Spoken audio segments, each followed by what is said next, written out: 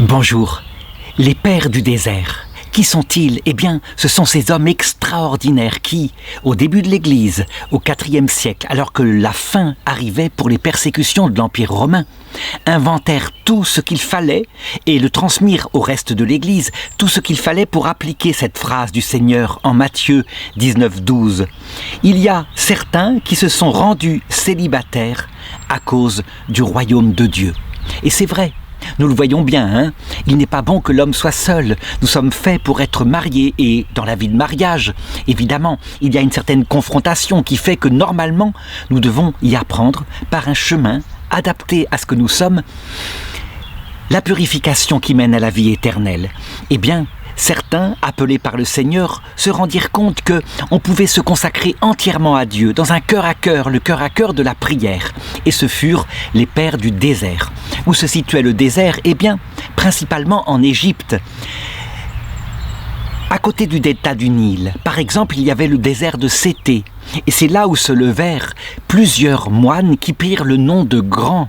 Le premier d'entre eux, saint Antoine, qui se fit ermite.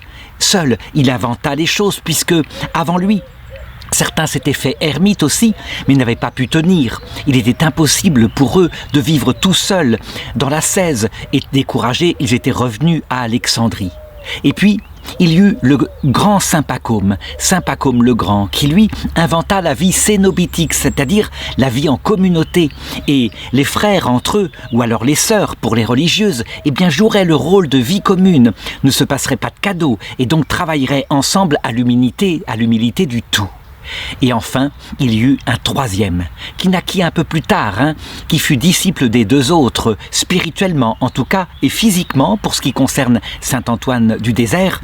Il s'agit de saint Macaire le Grand, et je voudrais raconter sa vie ici. Je voudrais raconter comment Dieu façonna son âme à l'image de Jésus-Christ et comment, du coup, il se mit à attirer une foule de gens parce que l'instinct de l'Esprit Saint leur signifiait qu'il y avait là véritablement l'Évangile. Et à cette occasion, je pourrais justement définir ce que c'est l'Évangile et, dès le début de cette vidéo, par un simple passage, ce qu'on appelle un apophthegme, ça veut dire un passage court, rapporté par ses frères et qui raconte ce qu'il disait. Je crois qu'il est significatif et ceux qui ne veulent pas écouter cette longue vidéo parce que l'histoire est très riche, eh bien, auront le résumé de son enseignement. Un jour, un moine s'approcha de Abba Macaire, donc saint Macaire le Grand, et lui demanda: quel est le chemin le plus sûr pour aller au paradis? Est-ce le jeûne? Est-ce la méditation de la parole de Dieu? Est-ce que c'est la piété? Est-ce que c'est l'ascèse? Eh bien, il répondit: frère, le chemin qui conduit à la géhenne peut être dans le jeûne y entraîne. La méditation peut y entraîner. La piété y entraîne. L'ascèse y entraîne. Mais, vous devez le savoir, il y a une chose qui jamais n'y conduit, c'est l'humilité. Et ensuite, il leur disait ce qu'était l'humilité. Il leur disait: l'humilité, vous savez, ce n'est pas seulement d'être repentant devant Dieu, de lui demander pardon pour nos péchés, c'est plus que ça. L'humilité, c'est un cœur qui a retranché son désir de tout ce qui entraîne loin de Dieu. On le voit, on est très loin de bien des moines de cette époque-là, teintés de pélagianisme, de stoïcisme, qui disaient l'inverse, qui disaient: le nombre d'exploits ascétiques qu'on comprend, qu'on réalise pour Dieu, voilà ce qui nous méritera la vie éternelle. Non, il y avait bien en saint Macaire l'enseignement complet de l'Évangile. Et ce n'est donc pas pour rien que ses disciples, tous les jeunes qui vinrent à son école, lorsqu'il mourut très tard, il vécut très longtemps, et qu'il, après avoir été longtemps père abbé du désert de Sété, eh bien l'appelèrent l'illuminateur plein du Saint-Esprit, accompli en toute vertu. Alors regardons d'abord comment il devint cela, et regardons ce qui se passa d'abord avant sa naissance et qui étaient ses parents. Nous étions vers 290 après Jésus-Christ, en Égypte. À cette époque-là, se levait dans tout l'Empire romain, puisque l'Égypte en faisait partie, une grande persécution contre les chrétiens. Le père de Macaire ainsi que sa mère étaient en fait au service du Seigneur. C'étaient des chrétiens fervents et le père, comme c'était le cas à cette époque-là, avait été appelé, parce que c'était un homme sage, à devenir prêtre, c'est-à-dire collaborateur de l'évêque. C'était un prêtre très pieux et sa femme l'était aussi. Et le Seigneur les avait bénis par toutes sortes de biens matériels. Ils étaient extrêmement riches et aussi par la naissance d'une petite fille, donc la sœur aînée de Macaire. Cependant, à un moment donné, voici que, un peu comme Job, le malheur tomba sur leur famille. Et d'abord, comme le dit le texte, eh bien, la petite fille qui leur était née fut emportés vers le ciel, vers l'autre monde, et les laissa seuls dans une grande détresse. Et puis, bientôt, alors qu'ils étaient ainsi, que, parce que le deuil les avait vraiment touchés, ils n'avaient plus de relations intimes, ils perdirent toute leur fortune par un aléa de la vie qui fut provoqué, dit le livre, par le démon. Toujours est-il que, devant une telle souffrance, la femme était là qui disait à son mari « Émigrons de cette région, refaisons notre vie ailleurs ». Et le père hésitait, il voulait rester ici. Mais, raconte-t-on, alors qu'il dormait à côté de sa femme, il fit un songe et lui apparut un vieillard chargé d'ans, qui lui dit « Écoute ce que dit ta femme. Ne néglige pas sa parole, fais comme moi. Moi, je suis Abraham, et de la même façon, Dieu m'apparut alors que j'étais dans le pays d'Our, et je quittais ma région pour habiter dans une autre. Eh bien, fais la même chose, et sache que dans cette région où tu iras, tu auras un fils de la femme qui viendra avec toi. » Il se réveilla aussitôt, et voici que c'était vraiment un songe, c'était tout à fait particulier. Il réveilla sa femme, il le lui dit, et elle fut d'avis que c'était la volonté de Dieu. Et donc c'est ainsi que, prenant peu de biens, quelques nourritures, et laissant leur maison, ils quittèrent le pays et se rendirent là où Abraham leur avait indiqué, dans la ville de Gisber qui se trouve en Égypte.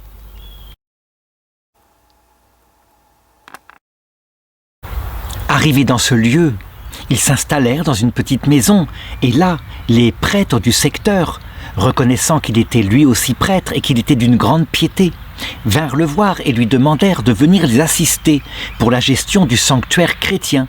Mais lui refusa à cause des canons qui interdisaient évidemment à celui qui venait d'une autre région qui n'était pas avec un évêque de célébrer dans un autre lieu. Il prit en main sa vie et décida de la gagner par son propre travail. Il devint laboureur. Mais à un moment donné, eh bien, il tomba malade. Et étant malade ainsi, étant à toute extrémité, voilà qu'il vit de nouveau le vieillard qui lui était apparu en songe et qui lui dit « Retourne à ta maison et recouche avec ta femme, aie des relations avec elle, et de ta femme vous naîtra un fils, et ce fils sera votre joie, et il sera la joie de l'Église. »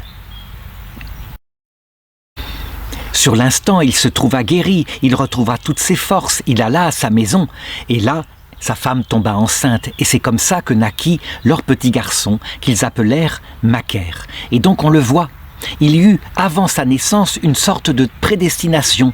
Je sais que c'est raconté dans le livre des légendes, tellement les moines qui l'ont admiré ont pensé que sa naissance ne pouvait être que miraculeuse. Mais en réalité, ce n'est pas la seule histoire, il y a bien d'autres histoires comme ça, où véritablement, à cause d'une vocation particulière, un appel de Dieu se fait dès avant la naissance, dès avant la conception. L'enfant qui leur naquit était un petit garçon très obéissant, un bon petit garçon qui grandit, mais ils le constatèrent. Très vite, la piété et tout ce qui concernait le Seigneur l'attiraient extrêmement. Ils se rendaient souvent au sanctuaire pour y prier. Ils remarquèrent cela, mais finalement, au bout d'un certain temps, ils ne firent pas tellement le rapport avec le rêve qui avait marqué sa naissance. Lorsqu'il commença à être suffisamment grand, il commença à aider son père dans les travaux de la vie. Et peu à peu, la bénédiction du Seigneur retomba sur cette famille qui commença à refaire sa fortune, et sans doute aussi à cause du travail acharné du père.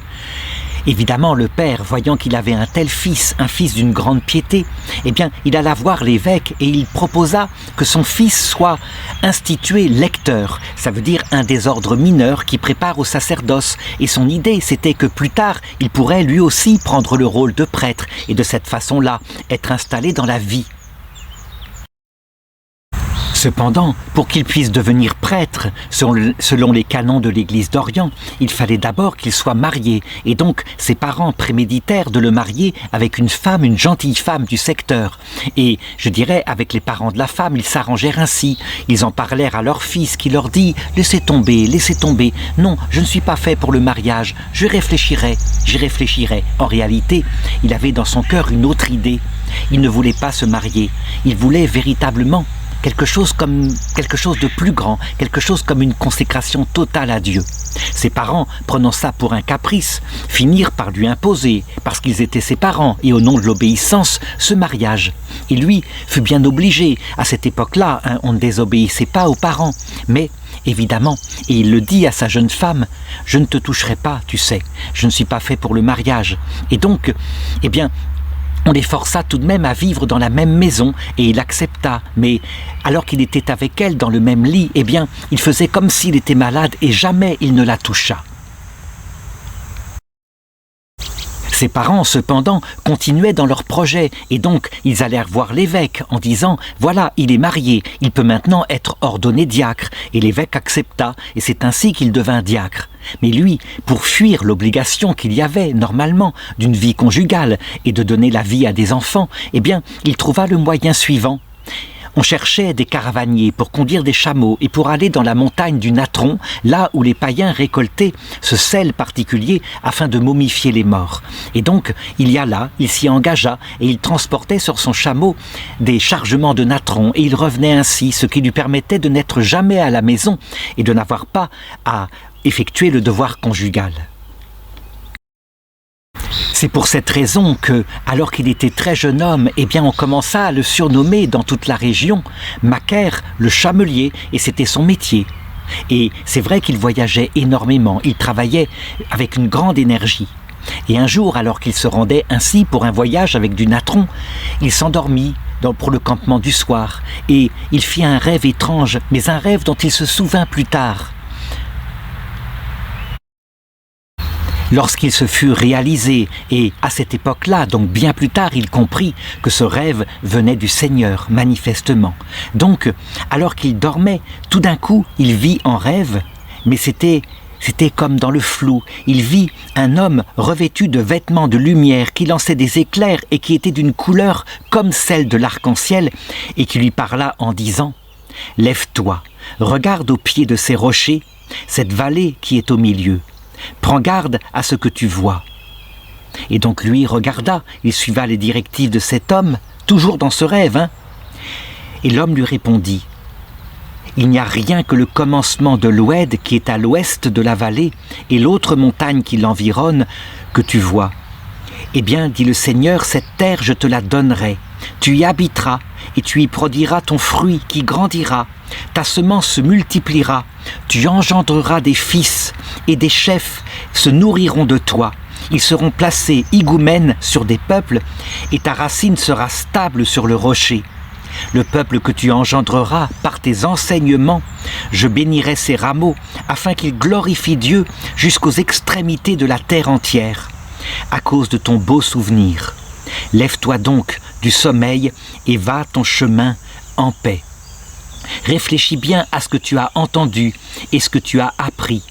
Et après cela, voici que je t'apparaîtrai de nouveau, et si tu deviens parfait, je t'apparaîtrai pour te parler directement. Et prends garde, n'informe personne de la vision que tu as vue jusqu'à un certain temps. Et l'homme revêtu de lumière disparut. Quand Macaire se révéla le lendemain, il était tout songeur, et ses compagnons de voyage étaient là, qui s'étonnaient de son changement de comportement. Ils lui demandèrent « Mais que t'est-il arrivé ?» Mais lui ne répondit rien. Il revint ainsi, songeur, vers sa maison. Et lorsqu'il arriva à sa maison, il trouva sa femme qui était prise de fièvre, une fièvre terrible. Et voilà que le Seigneur la rappela à son tour, comme il l'avait fait pour sa petite sœur jadis. vers l'autre monde. À partir de ce moment-là, eh bien, comme retourné par ce rêve qui ressemblait quelque part à une sorte d'appel de Dieu, eh bien, il se rendit encore plus à l'église. Et là, les prêtres le voyaient avec cette grande douceur, cet amour pour le Seigneur, cette grande piété. Et il l'aimait beaucoup. Et il se disait, mais il est particulier ce jeune homme, qui est-il? Quant à ses parents, eh bien, ils ne cherchèrent plus à le marier. Ils se rendaient compte que peut-être il y avait quelque chose de bien mystérieux dans l'attitude de leur fils. Mais les années passées, j'ai dit que Macaire était né vers l'an 300 et nous étions maintenant à l'âge adulte, nous étions vers 320. Beaucoup de choses s'étaient passées dans l'Empire, la persécution s'était terminée et on voyait arriver dans l'église, pour y fréquenter les chrétiens, beaucoup de gens qui quittaient le paganisme. La foi catholique, du coup, à cette époque-là, elle augmentait en quantité, mais souvent elle diminuait en qualité. Le père de Macaire, quant à lui, vieillissait de plus en plus. Il était même devenu complètement aveugle. Il avait besoin de son fils et son fils restait plein de piété filiale auprès de lui pour l'aider. Et puis, à un moment donné, eh bien, tout simplement, il se coucha sur son lit et il mourut. Donc, il lui tint la main pour l'accompagner dans la mort et ensuite, il l'enterra. À partir du moment où il ne resta plus comme proche que sa mère auprès de lui, eh bien voilà que Macaire commença à avoir l'idée de donner un peu des biens qu'il avait accumulés autour de lui. Mais sa mère, elle était encore bien consciente et bien vivante et elle se rendit compte de son manège et elle lui dit « Mais mon fils, que fais-tu? Que fais-tu? Voici que tu es un jeune homme, prends garde de ne pas perdre la fortune que tu as de par ton père et de devenir pauvre et ainsi de te faire le serviteur des autres. » Et lui, Macaire, parce qu'il ne voulait pas attrister sa mère, lui dit « Eh bien, je ferai ce que tu me diras. » Et donc il cessa de donner son argent ainsi aux pauvres qui entouraient, et il s'occupa de sa mère jusqu'à sa mort. 6 mois passèrent ainsi, et sa mère, à son tour, fut emportée par le Seigneur vers son destin éternel. Il l'enterra à son tour, et c'est ainsi qu'il se retrouva seul, à la tête d'une certaine fortune, de quelques troupeaux. Et donc, qu'est-ce qu'il fit? Parce que les pensées se battaient dans son âme. Qu'allait-il faire de sa vie? Il commença par organiser une sorte de banquet, où il invita tous les pauvres du secteur, pour faire mémoire de ses parents, rien d'autre que cela. Et en particulier, il invita un ermite qui vivait un peu plus loin dans la montagne. Il lui pria de venir aussi pour partager ainsi la prière pour l'âme de ses parents. Quand le repas fut terminé et que les pauvres furent partis, alors il vint auprès de l'ermite et il lui dit « Je t'en prie, mon père, permets que je vienne te voir demain matin, afin que je te dise ce que j'ai sur le cœur, car j'ai vraiment besoin de tes conseils. » Et le père lui dit « Ben oui, viens demain matin, viens me voir, compte sur mon conseil. Tu sais, parfois, il arrive que Dieu m'éclaire, et donc si Dieu veut m'éclairer, je te dirai quelle est la volonté de Dieu. » Et c'est vrai, ce vieillard avait la réputation d'être voyant et d'être parfois éclairé par Dieu, d'où les conseils qu'on venait lui demander et de très loin. Et donc le lendemain, Macaire se rendit auprès de lui et lui raconta le désir qu'il avait dans le cœur, désir de se consacrer entièrement à Dieu, de renoncer aux biens de la terre, de ne pas être simplement un prêtre marié au service de l'église copte, mais véritablement de quitter tout, d'aller peut-être dans les déserts, dans la solitude. Et donc le vieillard lui dit « Reste auprès de moi cette nuit, tu verras, je dormirai, tu dormiras un peu plus loin, et peut-être que le Seigneur m'éclairera. » Le soir arriva, et ils firent comme ils avaient dit, le vieillard se coucha et il s'endormit. Et là, le Seigneur, pendant la nuit, l'éclaira par un songe puissant. Il vit ce Macaire qui était là, qui était avec des cheveux blancs et qui était entouré de centaines et de centaines de frères qui étaient là, qui écoutaient sa parole et il était leur père spirituel. C'était manifeste, c'était très net.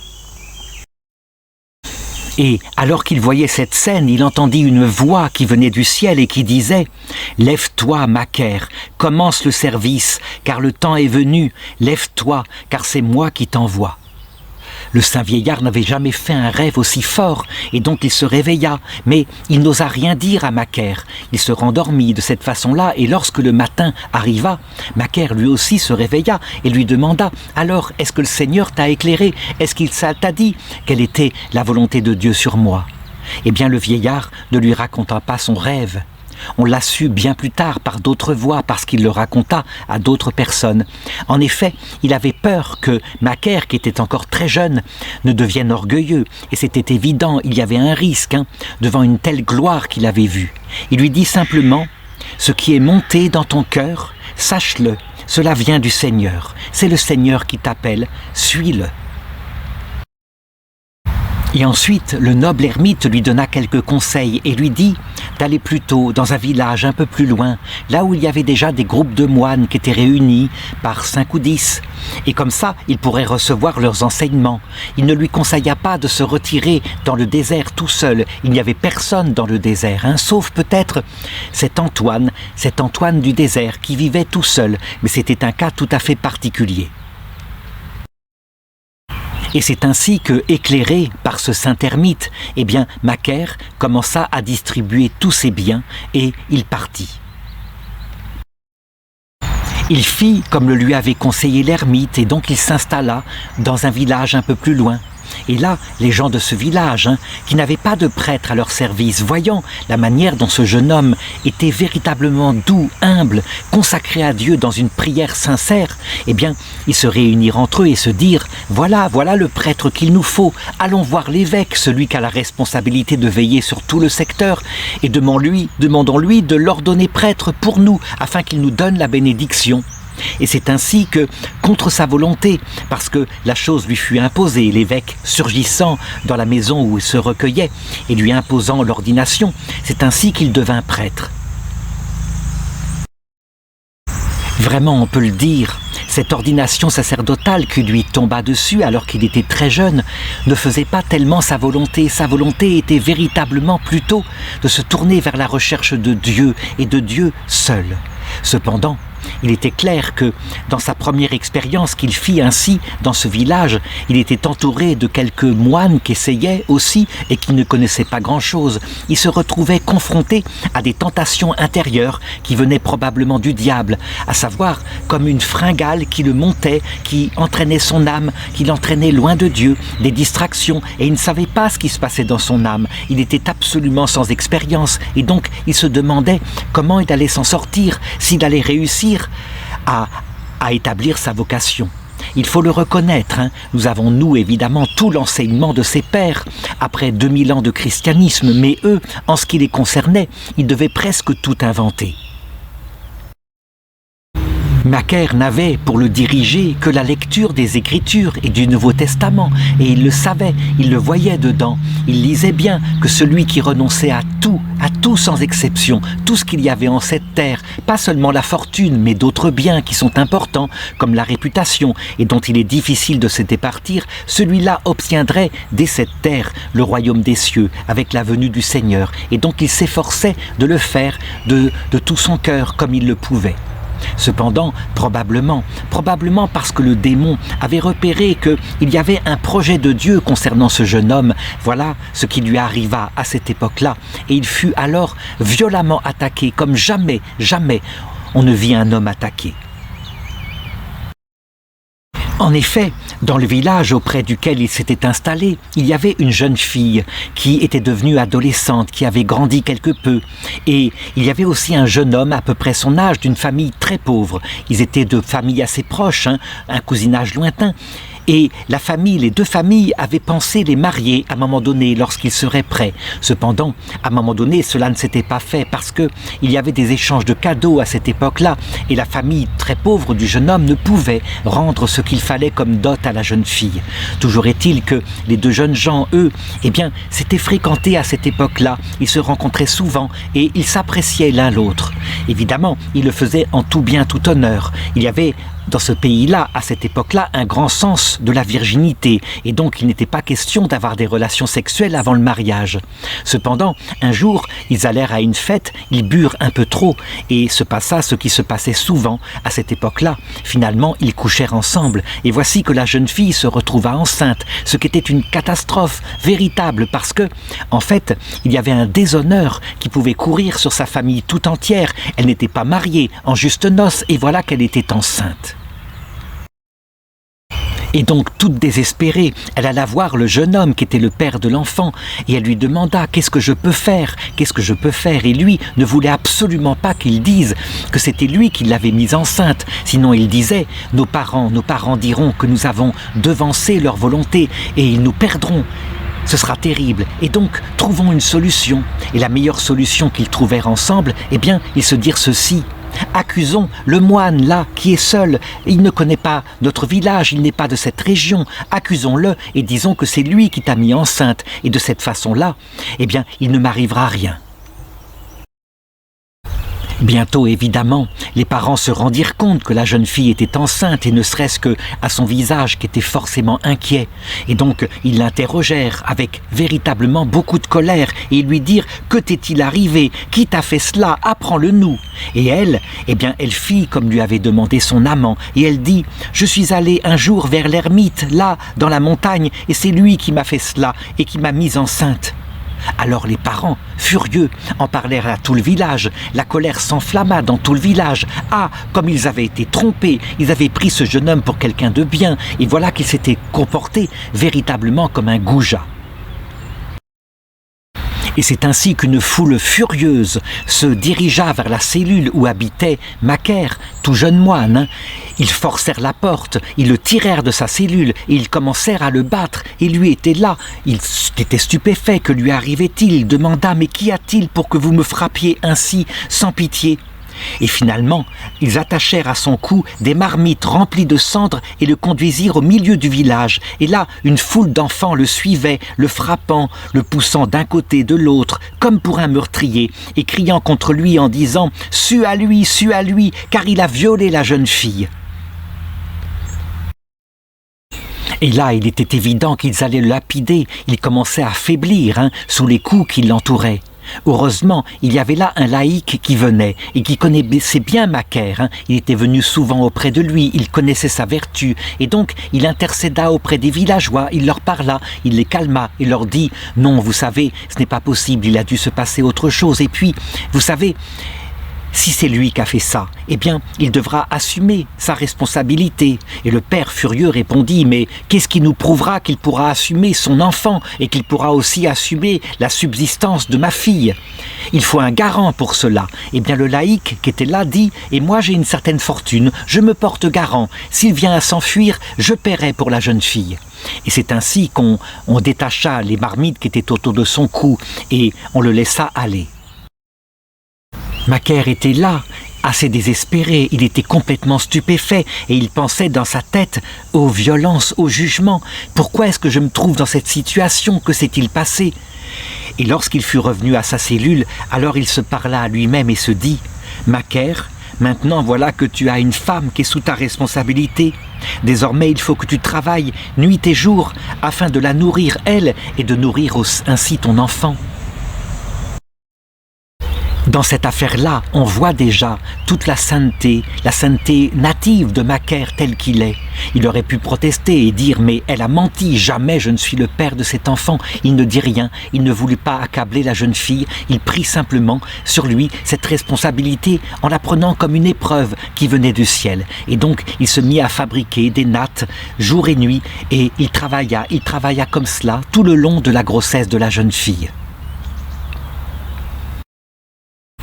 Quant aux gens du village, à chaque fois qu'il les croisait, eh bien, ils n'avaient que mépris pour lui. Ils savaient quoi penser de ce qu'il était. Et donc, il prit ainsi ce déshonneur véritablement comme un dépouillement total. On peut dire que le Seigneur, là, par cette épreuve, l'avait laissé véritablement dans la pauvreté à laquelle il aspirait au départ. Mais il ne s'attendait pas à une telle violence. Et puis, le temps arriva où la jeune fille devait accoucher. Et voilà ce qu'il se passa par la providence du Seigneur, manifestement, ce fut quelque chose de surnaturel. Elle perdit les os et elle commença à rentrer en travail. Et elle était là pour accoucher. On sait qu'à cette époque-là, il y avait des sages-femmes qui aidaient à l'accouchement, mais on n'arrivait pas à la délivrer. Elle souffrait terriblement, prise par les contractions, et elle s'épuisait de plus en plus.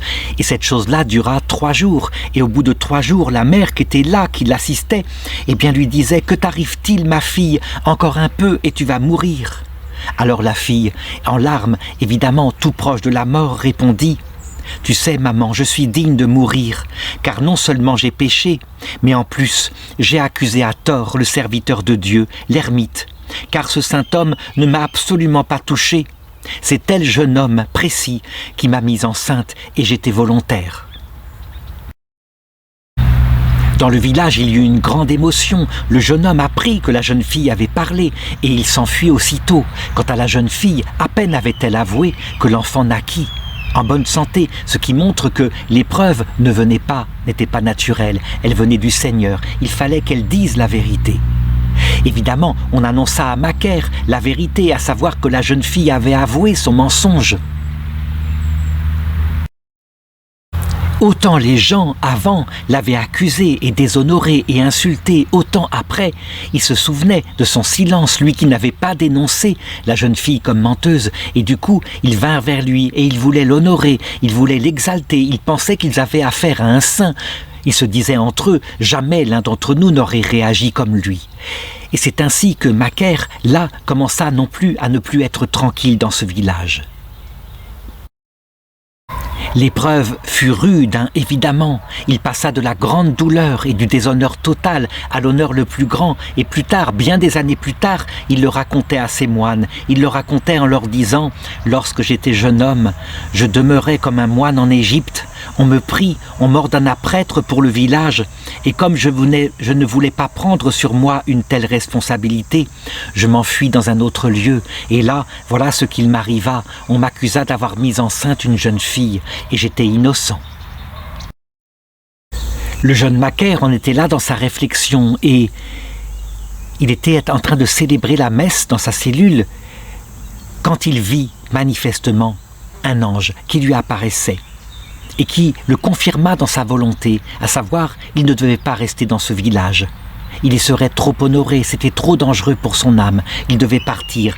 L'ange lui apparut sous forme d'un chérubin aux 6 ailes et aux yeux innombrables, et il se tenait près de lui, et il lui dit ceci : « Pourquoi ton cœur s'est-il ainsi enténébré ?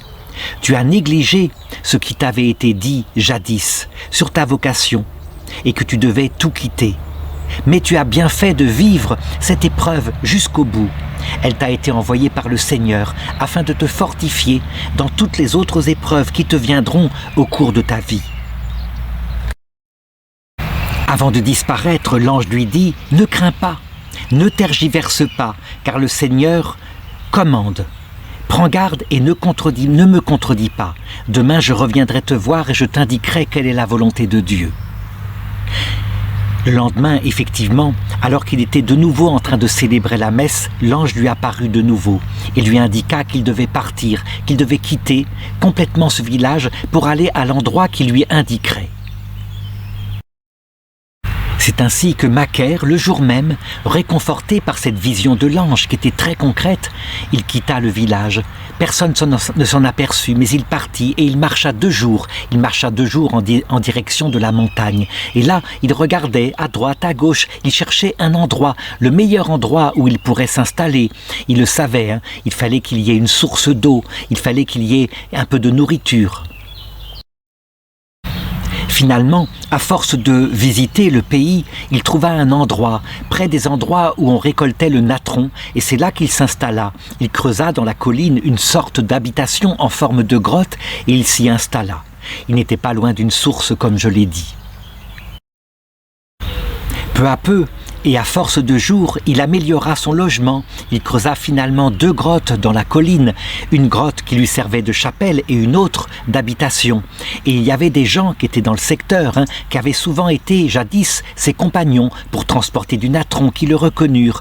Et lui, alors, il se mit à récolter des branches pour faire des paniers, et il le leur vendait, et eux, en échange, il lui apportait un peu de nourriture dont il avait besoin.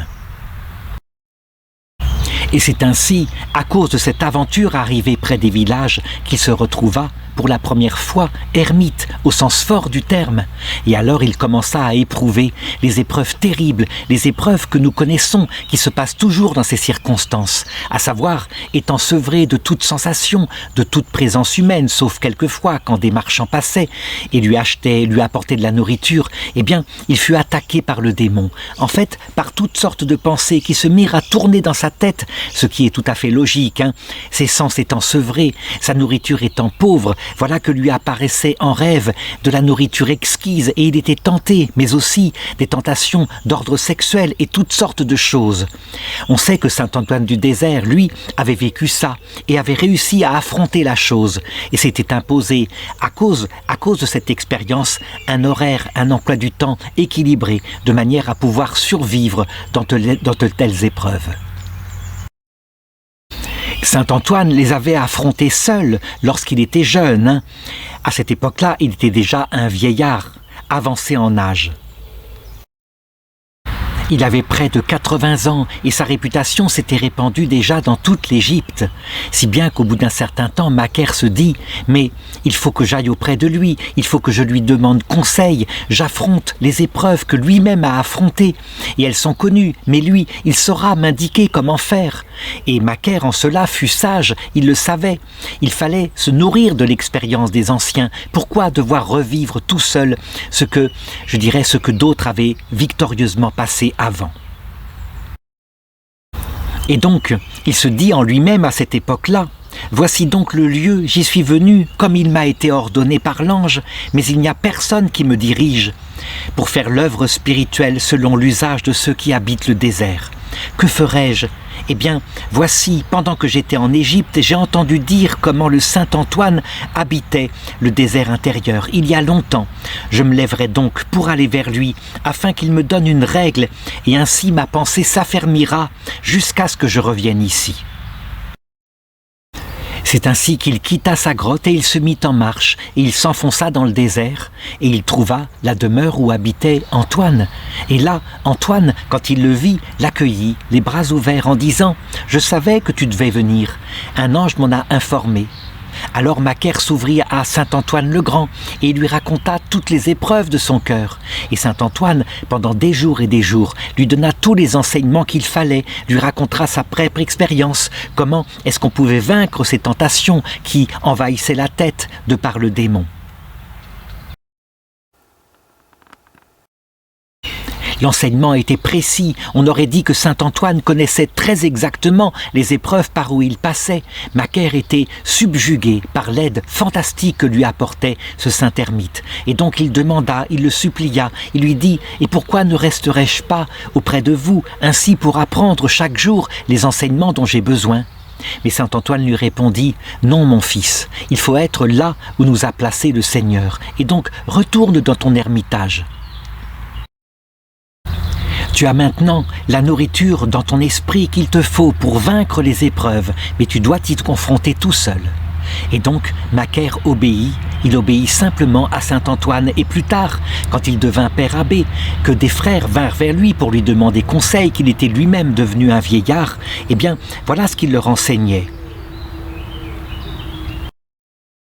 Il leur disait « Mes frères, voilà à quoi vous ressemblez, vous êtes un peu comme des pierres. Et les pierres, si elles sont mises l'une sur l'autre et qu'elles tournent l'une sur l'autre pour devenir des meules, alors elles tournent sur le blé et elles enlèvent au blé toute l'enveloppe. Et le blé peut devenir ainsi de la farine et avec la farine on peut faire du pain très pur. Eh bien vous, mes enfants, vous êtes comme ce blé. Et la pierre, eh bien, c'est votre Père spirituel, à qui vous devez l'écoute. Si vous l'écoutez, il priera pour vous, il vous enlèvera les enveloppes de Satan, et à la place d'un pain pur, vous deviendrez un fils divin. Et il leur enseignait ainsi comment, quand on est novice, quand on est jeune moine, on doit se mettre sous l'enseignement d'un père maître, c'est une évidence. Et la tradition se répandit ensuite jusqu'en Occident, comme d'ailleurs cela avait été annoncé par les rêves qui précédèrent sa naissance. Alors il retourna à sa grotte et il commença à devoir affronter, avec l'aide que lui avait donnée saint Antoine, le combat spirituel.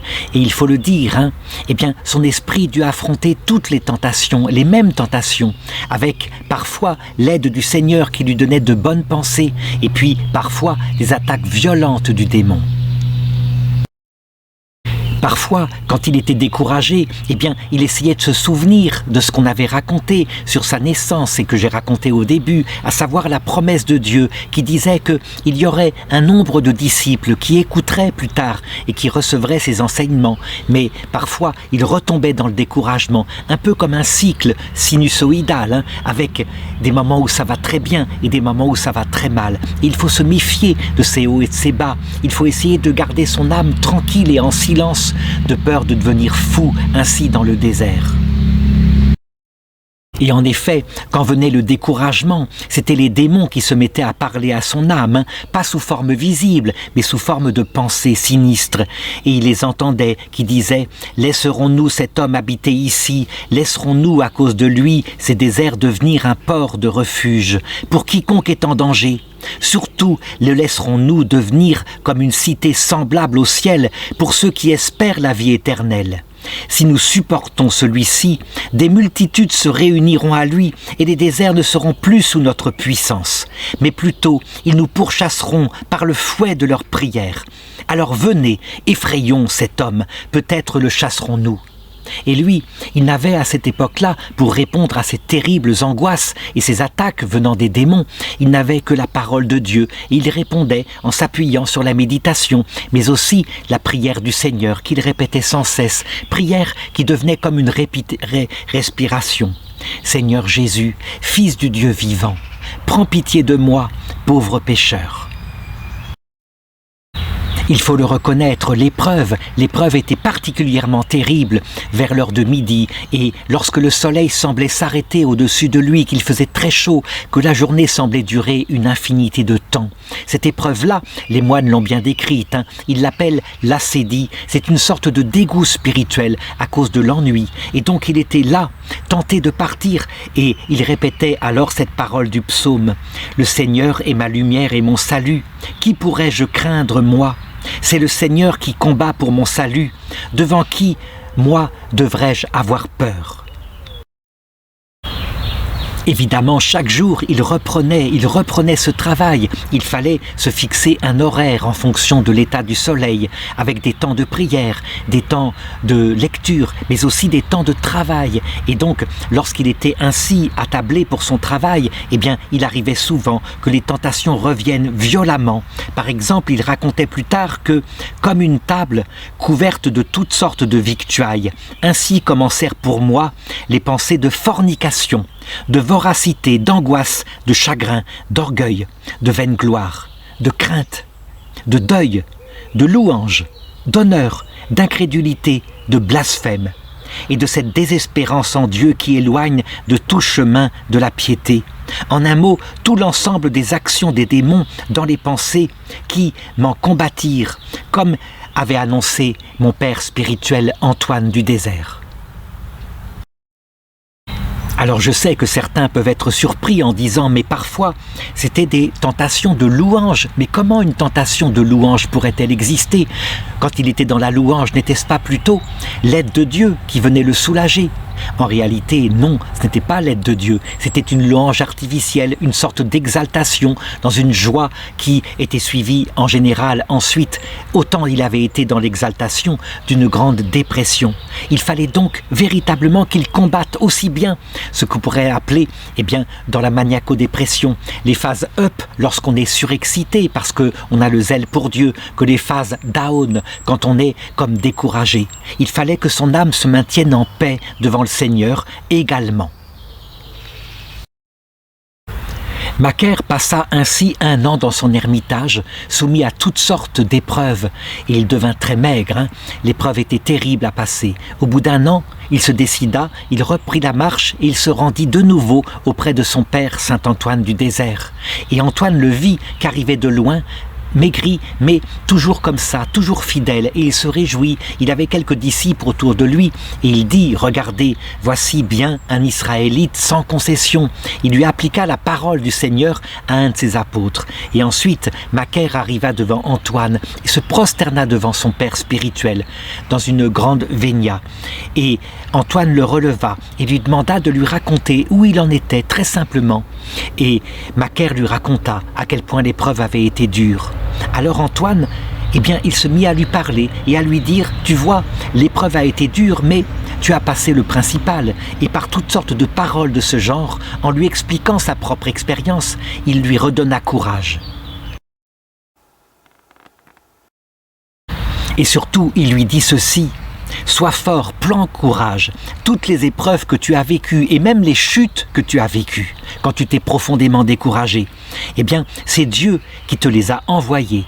Pas seulement pour t'éprouver par l'adversité, mais aussi afin que, ayant expérimenté ces épreuves, tu puisses par la suite secourir ceux qui te seront envoyés. Car tu dois être père d'une foule de tribus qui aimeront la vraie sagesse de la vie de moine, ainsi que tu l'as appris de la voix du Seigneur, que tu as entendue lorsque tu allais puiser l'eau. Macaire, quant à lui, il s'étonnait parce que, voilà que Abba Antoine, saint Antoine du désert, connaissait ses pensées avant même qu'il les exprime. Il n'avait même pas besoin de lui raconter les épreuves par où il était passé. On aurait dit que saint Antoine les lui racontait simplement parce qu'il les avait vécues, tout simplement. Ensuite, après qu'il ait passé quelques jours auprès de lui, saint Antoine lui signifia que maintenant il pouvait partir et retourner dans son ermitage pour connaître les derniers combats spirituels. Mais Macaire était là, qui le suppliait et qui lui disait « S'il te plaît, garde-moi auprès de toi ». Mais Antoine lui répondait « Quand tu partiras dans ton ermitage, ne prends pas la peine de revenir vers moi parce que bientôt le Seigneur va me rappeler à lui. » Antoine fut stupéfait par cette parole et alors il le supplia et lui demanda « Maintenant, Père Antoine, s'il te plaît, donne-moi l'habit de moine, fais de moi un moine, que je sois un disciple d'Antoine. » Et Antoine accepta, il le revêtit donc et c'est ainsi qu'il prit pour la première fois l'habit monastique qu'il devait garder toute sa vie.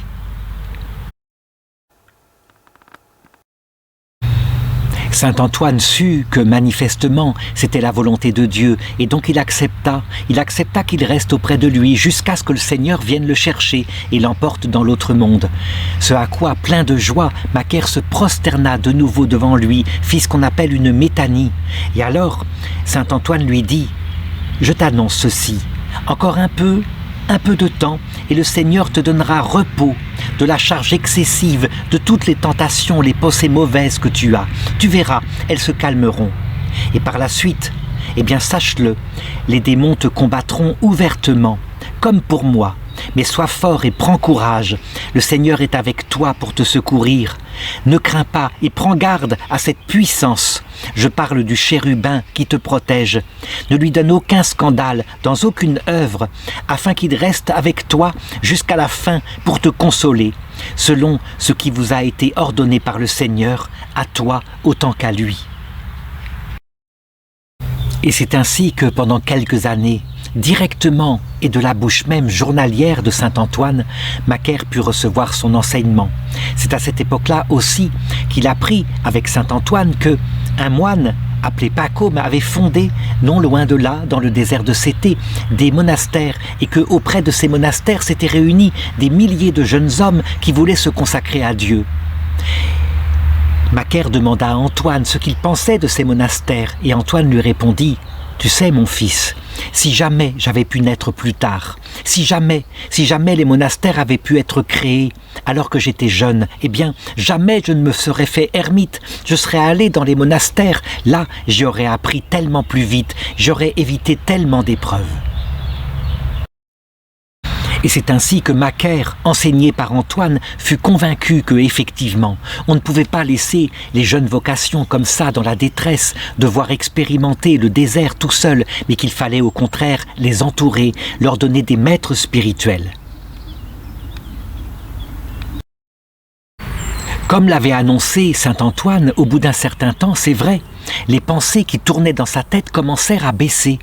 Et nous savons le mécanisme, c'est que l'âme, au bout d'un certain temps, acquiert la vertu et finit par contrôler ses mauvaises pensées. Le diable ne peut plus les provoquer. Cependant, ce qui fit, et Macaire le reconnut plus tard, ce qui fit que, ainsi, ses premières tentations furent vaincues, ce fut manifestement l'humilité. Il se mit à l'école de Saint-Antoine, et plus tard il le racontait à ses frères. Un jour, j'allais à l'ouest de ma cellule et je portais des palmes, et le diable m'apparut sur le chemin. Il portait une faux et il essayait de me faire tomber par terre, mais il ne le pouvait pas. Et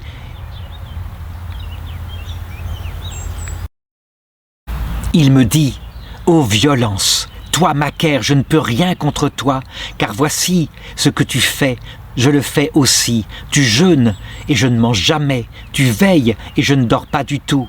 Il n'y a qu'une seule chose en laquelle tu me surpasses. » Et Macaire demanda au diable et lui dit « Quelle est cette chose ?» Et le diable répondit « C'est l'humilité. À cause de ton humilité, je ne peux rien contre toi. »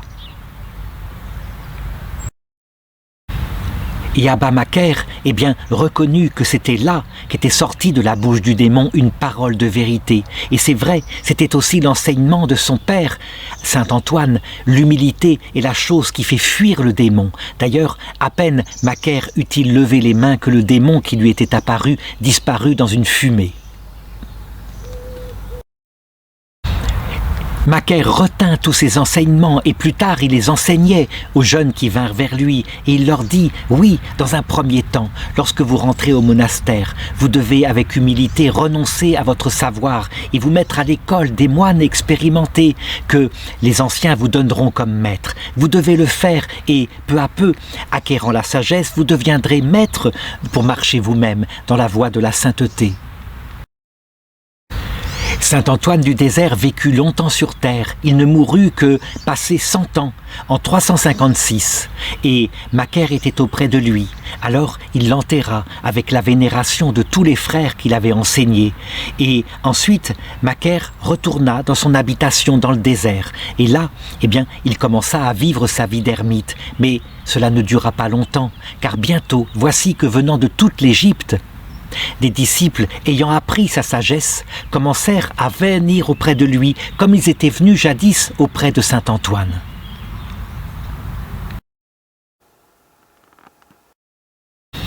Comme le lui avait ordonné l'ange jadis, il décida que tous ceux qui viendraient auprès de lui, il les garderait. Effectivement, il ne les chassa pas, il leur permit de s'installer dans des cellules non loin, et puis il leur donnait un enseignement. Et l'enseignement les stupéfait, c'est-à-dire que ces jeunes étaient là qui recevaient une aide spirituelle importante, qui leur évitait de passer par beaucoup d'obstacles où beaucoup de jeunes avant eux étaient tombés. La réputation de Abba Macaire, de Saint Macaire le Grand, commença à se répandre dans tout l'Empire romain, au point que même à un moment donné, voici que vinrent depuis Rome 2 disciples qui voulurent se mettre à son école, et ils apprirent comme ils le purent. Ils firent leur mieux, et à un moment donné, d'ailleurs ces 2 disciples tombèrent malades et moururent. On les enterra. Il plut au Seigneur de les emporter très vite vers l'autre monde. Et voilà pourquoi, le monastère, le premier monastère qu'avait fondé saint Antoine s'appelait le monastère des Romains, et il garda ce nom jusqu'à ce jour. Il faut le reconnaître, ce qui attirait les jeunes vers Macaire, c'était son enseignement. Mais, comme je vais le montrer, le Seigneur voulut accompagner bientôt son enseignement par d'autres choses, au point que sa réputation se répandrait jusque dans les cours impériales de l'Empire.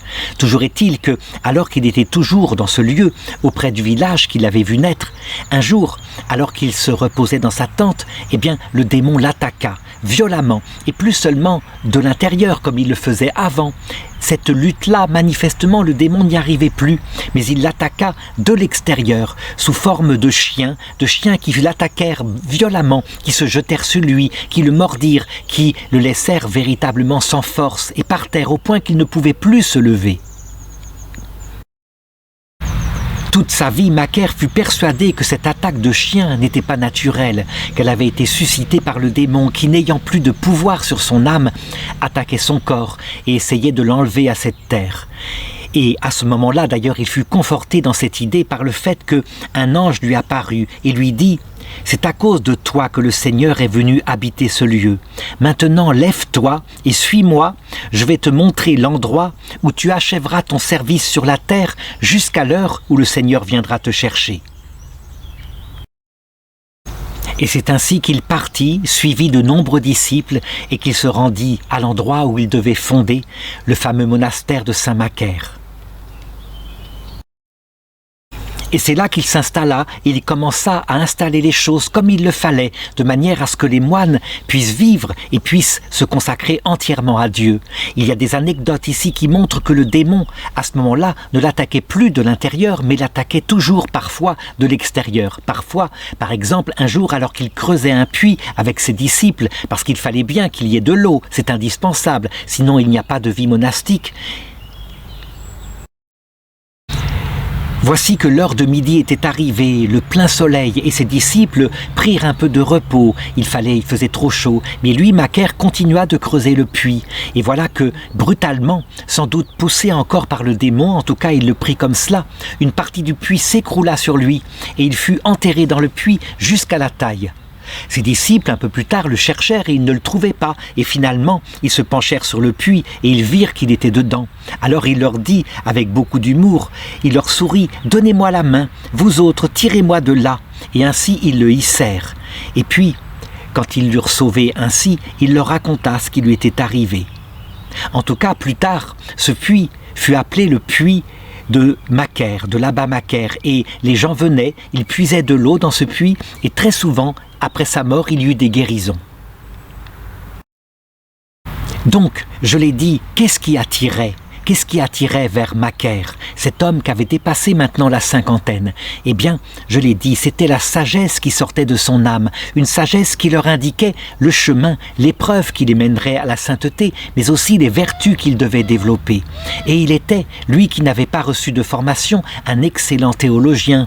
On a des tas de textes qui racontent les enseignements qu'il donnait. Par exemple, un jour, vint vers lui Évagre le Pontique, celui qui raconta dans des livres, parce qu'il était un homme cultivé, un prêtre de Constantinople, qui raconta tout ce qu'il avait reçu des pères du désert. Et il lui demanda « Père Macaire, dites-moi, quelle est cette parole que dit Jésus ?» Et quand il dit « Celui qui blasphémera contre le Saint-Esprit, on ne lui pardonnera ni en ce monde, ni dans l'autre. » Et c'est vrai, c'était une question importante puisque il était dit par le Seigneur que ce péché-là, le blasphème contre l'Esprit Saint, serait le seul qui ne serait jamais pardonné. Eh bien, Abba Macaire répondait simplement, et la réponse stupéfiait de grâce et de joie ceux qui l'entendaient. Il disait « Imaginons un homme qui ait vécu dans le péché depuis sa jeunesse et qui, à un moment donné, ayant médité sur ce que le Seigneur a fait, sur son évangile, sur sa mort sur la croix, dirait « Mais non, il n'y a pas de pardon, et le pardon est une chose qui n'existe pas. » Et cet homme ne voudrait pas obstinément du pardon. Alors, il serait dans le blasphème contre le Saint-Esprit, qui ne serait pas pardonné. Il ne serait pardonné, ce blasphème, que si il demandait pardon justement de son péché. Alors, s'il se repentait sincèrement, il y aurait pardon. Et donc, c'est ainsi qu'il enseignait à ses disciples que le blasphème contre l'Esprit Saint, c'était le refus obstiné de tout pardon venant de Dieu. Et c'était lié à un refus obstiné de tout repentir devant Dieu. Évagre le Pontique raconte cette histoire et dit, après ces paroles pleines de vie et de guérison pour nos âmes, que nous a dites le grand Abba Macaire, comme la bouche du Paraclète qui était en lui, nous prosternant, nous avons embrassé ses pieds saints. Il pria sur nous, puis nous sommes repartis avec action de grâce en rendant gloire à notre Seigneur Jésus-Christ. Parce que leur âme avait été nourrie un peu plus de la cohérence, de la logique de cet amour infini de Dieu qui pardonne dès qu'il y a repentir. On peut dire qu'à cette époque-là, ça y est, Abba Macaire avait atteint la pleine maturité de son âme, il pouvait enseigner ses frères. Et du coup, le Seigneur ne voulut pas laisser sa lampe simplement sous le boisseau, il voulut accompagner ce qu'il disait comme parole de sagesse et qui nourrissait les âmes de toutes sortes de charismes qui commencèrent à le remplir, et en particulier, par exemple, le charisme de guérison. Je voudrais raconter certaines des anecdotes qui sont racontées par Évagre le Pontique et d'autres pères du désert qui ont écrit sur ces pères. Quand on se rendit compte que Abba Macaire était capable de guérir par la puissance de Dieu n'importe quelle maladie, les foules commencèrent à se presser autour de lui, et lui, il les acceptait puisqu'il lui avait été dit, dès sa jeunesse, de toujours accepter ceux qui viendraient vers lui. Et donc, il opérait des guérisons. Son habitation était envahie de malades, et ceux qui étaient possédés par les démons, il les guérissait en les signant au nom de notre Seigneur Jésus-Christ. Les lépreux, il les rendait purs. Ceux qui étaient paralysés, il les guérissait. Et par une parole de sa bouche, ou plus exactement par la puissance de Dieu, il les renvoyait guéris, chacun sur son chemin. Il ressuscitait même des morts, mais pas seulement des morts spirituelles, ceux qui étaient loin de Dieu, même des morts physiques. En un mot, il lui était impossible à cause de sa grande humilité et de son amour inextinguible pour Dieu, ou plutôt, c'était le Saint-Esprit qui agissait en tout ce qu'il faisait. Il me faut raconter ici certaines des guérisons qu'il a produites, et en particulier cet exorcisme fameux qui fut célèbre dans toute l'Égypte. Un jour, on lui amena un sourd-muet qui était possédé par un démon extrêmement puissant, mais il avait une caractéristique, il entrait dans des fureurs absolues, et tous ceux qui approchaient cet homme, il les frappait, il les cognait, il pouvait même les tuer, et donc on ne savait pas quoi faire de lui. Toujours est-il qu'on lui amena afin qu'il le guérisse, et lui, il dit simplement « détachez-le ». Et eux répondirent, mais c'est dangereux, si nous le détachons, il se précipitera sur vous, Père, et il pourra vous frapper. Et lui répondit simplement, détachez-le. Et le jeune homme se dressa avec cette violence qui était dans ses yeux. Alors, Abba Macaire l'interrogea et lui demanda, qui es-tu? Et l'autre répondit, je suis Satan, Satan est mon nom. Alors Macaire lui dit avec autorité, « Maintenant tu vas sortir de cet homme au nom de Jésus-Christ mon Dieu et ne retourne plus en lui jusqu'au jour de sa mort, car c'est ainsi que le Seigneur Jésus l'a déclaré. » Et l'homme tomba à terre brutalement, un peu comme ça s'était passé d'ailleurs dans plusieurs exorcismes qu'avait fait Jésus, et il devint comme mort. Alors Macaire s'approcha de lui et il commença par verser de l'eau. Il lui en mit sur le visage, sur les oreilles, il en versa dans sa bouche pour le faire boire. Mais cet homme était toujours là comme mort.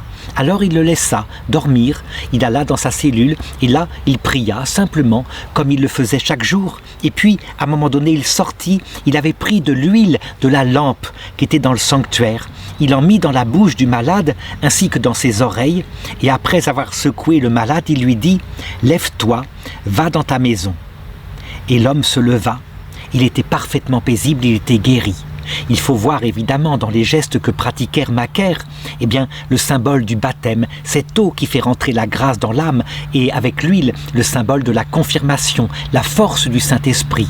Et nous pouvons en être persuadés, ce jeune homme, il reçut la grâce pour vivre en chrétien tout le reste de sa vie. Autre charisme qui lui fut donné et qui était absolument nécessaire pour son ministère auprès de ses frères, ce fut ce que les Grecs appellent le charisme du pneumatophore, ça veut dire la lecture dans les âmes. Et les frères le disaient, inutile que nous allions vers notre père Macaire en lui cachant quelque chose. Avant même que nous lui ayons dit, il sait ce que nous avons à dire et il nous le dit. Et donc, eh bien, ils étaient très francs et du coup, ils le considéraient véritablement comme un père. Ils pouvaient tout lui dire, y compris leurs péchés les plus honteux, les plus secrets, et lui donnait les conseils qu'il fallait pour s'en sortir. Il me faut donner ici un exemple. Un jour, un frère tomba dans une transgression grave, une transgression qui peut arriver parfois, mais qui est extrêmement dangereuse dans la vie monastique. Il vint vers Macaire, il était tout en larmes, et Macaire lui dit simplement « Ah, je vois, mon frère, tu es tombé dans le vice de Sodome. » Ça veut dire dans ce qu'on appelle, nous, actuellement, l'homosexualité. Quelque chose d'extrêmement dangereux. Eh bien, Abba Macaire lui dit « Prends courage, mon fils, je vois que tu es dans le repentir. Saisis qui n'a pas le temps, qui n'a pas de commencement, celui qui demeure dans l'éternité, qui n'a pas de fin, le secours de ceux qui n'ont pas d'espérance, si ce n'est en lui seul, le nom doux de Jésus, qui est dans la bouche de chacun. Saisis-le, appuie-toi sur lui, prends sa force et tu verras, il t'aidera à vaincre cette terrible tentation. Mon fils, je te le dis, si une vierge tombe dans une transgression, même si elle garde bonne apparence, je te le dis, à cause de sa honte et des injures qu'on lui a faites, elle est en joie. Si le Christ, la reprend auprès d'elle et lui pardonne, toi il en est de même. Tu dois te relever et le Christ te pardonne ton péché. Sache-le, le Seigneur l'a dit. Combien de fois te pardonnera-t-il ? Jusqu'à 7 fois s'il le faut. Donc, si tu retombes, reviens et reçois de nouveau le pardon de Dieu. Ne te décourage jamais, entre dans le combat spirituel.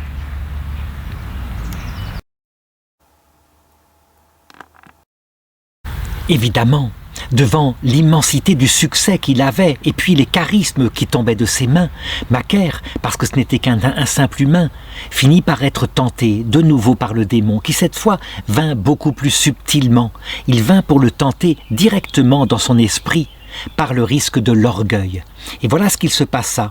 Un jour, 3 démons, alors qu'il dormait, s'approchèrent de lui et lui dirent « Nous sommes des saints, nous venons du ciel, et nous venons pour prier avec toi. »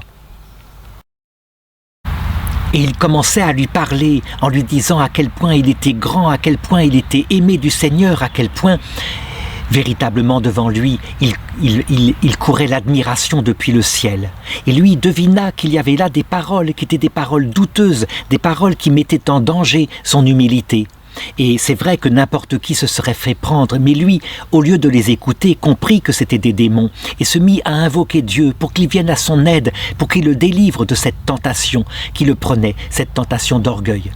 Il faut dire que, ayant beaucoup souffert, je l'ai dit par le passé, il était évident que, ayant connu la nuit profonde de l'esprit, ne serait-ce que dans l'épreuve, alors qu'il était accusé d'avoir mis enceinte une jeune fille, il avait compris que l'orgueil est une tentation. Et donc, le Seigneur vint à son aide et les démons disparurent aussitôt, comme partis en fumée. Et ensuite, on dit que l'ange, le chérubin qui le suivait et qui formait son âme au service de ses frères, lui apparut et lui dit « Sois fort dans les combats et en toutes choses rends gloire à Dieu. Oui, prends garde à ce péché, prends garde de ne t'enorgueillir au sujet des guérisons que tu opères, de peur que tu ne perdes tout le fruit de tes souffrances. » Et Abba Macaire, il méditait sur tout cela. Il se disait « Ah oui, véritablement un ange veille sur moi. Quel est le risque d'orgueil qu'il y a pour moi ? Voici que les démons font souffrir mon corps et mon âme en même temps par la mauvaise odeur et les passions impures qui sont toujours en moi. Et lorsque je m'enorgueillis, évidemment, voilà que je retombe dans mes travers et donc que je suis rappelé toujours à savoir que je ne suis qu'un être de chair. » Et donc, Macaire, on le voit, louer Dieu de ce qu'il était faible finalement, parce qu'il le savait, la gloire de Dieu se révèle lorsqu'on sait profondément et on en est convaincu, à savoir qu'on n'est rien. Et c'est certain, du haut du ciel, le Seigneur voyait bien que l'âme de Macaire, simplement maintenant, elle était stabilisée véritablement de manière puissante dans l'humilité. Si bien que, à un moment donné, et on peut dire que ce fut le premier dans toute l'histoire de l'Église, ce ne fut pas Saint François d'Assise, à un moment donné, le Seigneur lui donna les stigmates de sa passion, pas forcément de manière visible, mais de manière réelle. Les choses se passèrent ainsi. Un jour, il vit en rêve le chérubin qui le protégeait, qui veillait sur son âme pour la faire grandir en vertu, au service de ses frères, et qui lui dit « Je mesure ta poitrine ». Et Abba Macaire lui demanda « Que signifie cette parole ?» Alors l'ange lui répondit « Voilà, tu te crucifies avec le Christ, et tu te joindras avec lui sur la croix, dans les ornements des vertus et de leurs parfums. Tes ascèses iront jusqu'aux 4 extrémités de la terre et elles exciteront une foule de gens enfoncés dans la boue du péché. Ils seront des combattants et des soldats au service du Christ parce qu'ils imiteront ton exemple. Quant à toi, les souffrances que tu vivras, eh bien, offre-les pour ces pauvres pécheurs, afin qu'ils produisent beaucoup de fruits. » Et c'est ce que fit Macaire à partir de cette époque-là. Et du coup, il devint le plus doux des hommes. Mais véritablement, ça veut dire que son cœur était plein de bonté, comme je l'ai montré, pour le péché du sodomite un peu plus haut. Loin de condamner, d'écraser par une culpabilisation, au contraire, il aidait la flamme qui fume pour qu'elle reprenne vie et qu'elle se tourne vers le Seigneur. Et donc, il le disait à ses disciples, faisons attention à ce nom du Seigneur Jésus-Christ. Lorsque dans la contrition du cœur, vous mes frères, vous avez péché et que vous revenez à lui, alors sachez-le, sans tricherie, il vous conduit par son esprit. Soyez attentifs aux mots de la prière. Notre Seigneur Jésus-Christ, aie pitié de moi, pauvre pécheur. Cette prière qui se répandra dans toute l'orthodoxie, qu'on appelle la prière de Jésus, qui se dit à longueur de journée avec la respiration. Seigneur Jésus-Christ, Fils du Dieu vivant, prends pitié de moi, pauvre pécheur, sur le rythme de la respiration pour qu'elle devienne comme une seconde nature. Et donc il leur disait, faites attention au sens de cette prière, sachez que le Seigneur est toujours miséricordieux. Et en effet, lorsqu'elle est dite avec cœur, véritablement en pensant aux paroles qu'elle signifie, elles attachent au Seigneur. D'ailleurs, Évagre le Ponty, qui fut disciple de saint Macaire pendant quelque temps, le raconte. Il lui raconta comment Macaire lui expliqua comment il pouvait s'attacher. Il lui dit « Attache la corde de l'ancre à la pierre, et par la grâce de Dieu, la barque traversera les vagues diaboliques, les flots de cette mer décevante et le tourbillon des ténèbres de ce monde vain. » Évidemment, Évagre le Pontique lui demanda d'expliquer cette parole mystérieuse qui était sous forme d'image, et Macaire lui expliqua très simplement « La barque, c'est ton cœur, garde-le fidèle au Seigneur. La corde, c'est ton esprit, attache ton intelligence toujours à méditer ce que le Seigneur t'enseigne. Quant à la pierre, c'est le Seigneur lui-même. Attache toujours la corde de ton esprit au Seigneur, ne le quitte jamais. Alors tu verras cette prière que tu dis chaque jour. Seigneur Jésus-Christ, Fils de Dieu vivant, prends pitié de moi, pauvre pécheur. Elle deviendra ton âme, et ton âme sera fortifiée dans la vertu. L'un des enseignements les plus puissants de Macaire fut celui de la miséricorde aussi envers ses frères, que lui-même pratiquait, au point que les frères, je l'ai dit, venaient souvent vers lui. Il leur racontait par exemple des histoires. Étaient-elles vraies, étaient-elles fausses? Toujours est-il que elle leur signifiait de manière concrète comment il fallait se comporter. Il leur raconta par exemple cette parabole qui peut être réelle, celle d'un juge qui vivait à l'époque où la Vierge Marie était encore sur terre. C'était un juge impitoyable, un juge très dur, qui était sans pitié pour ceux qu'il jugeait. Toujours est-il qu'une famine se répandit dans le pays, et voici qu'un pauvre homme qui n'avait plus de quoi nourrir sa famille vint auprès du juge pour lui supplier de lui donner un peu de pain. Et le juge, loin de le recevoir, le battit de toutes les façons possibles, chassa, l'insulta, mais au bout du compte, finalement, il lui donna un pain. Or, ce fut le jour même où la Vierge Marie mourut et fut mise au tombeau avant de monter au ciel par Assomption. Et donc, ce jour-là même, voici que le juge impitoyable mourut à son tour. Les démons vinrent chercher son âme et commencèrent à la traîner pour l'entraîner en enfer où il devrait souffrir pour toujours. Mais voilà que le Seigneur, le maître des âmes, dit « Non, relâchez son âme maintenant et rendez-la pour qu'elle retourne dans son corps. Parce que, je l'ai décidé, le jour où ma mère est morte, ma mère monte au ciel, il ne saurait être acquis qu'un homme perde ainsi son salut. Et c'est ainsi que cet homme se retrouva vivant.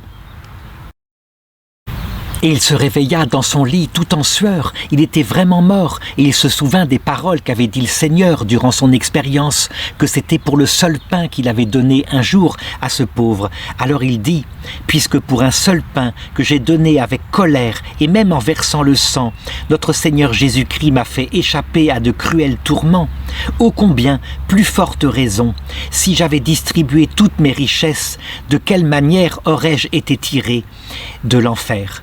et ainsi il distribua tout, allant jusqu'à travailler manuellement afin d'en donner le prix aux pauvres et aux infirmes. Ayant vu cela, l'archevêque l'appela à servir l'Église, de sorte qu'il devint digne de l'épiscopat et accomplit la liturgie en rendant gloire à notre Seigneur Jésus-Christ.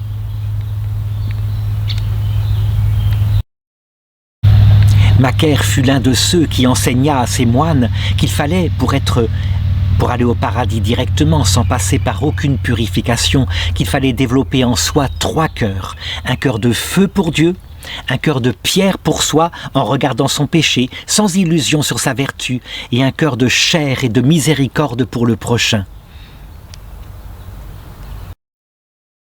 Il faut dire que Macaire a pris ça toute sa vie de ses propres épreuves, lui qui savait qu'il n'était rien, et il racontait, alors qu'il était déjà venu un saint vieillard, il racontait comment encore il avait la tentation de tout abandonner, de quitter, de retourner dans le monde. Il le dit, toutefois je ne le fis pas, et cette pensée, je l'ai combattue 5 années à un moment donné.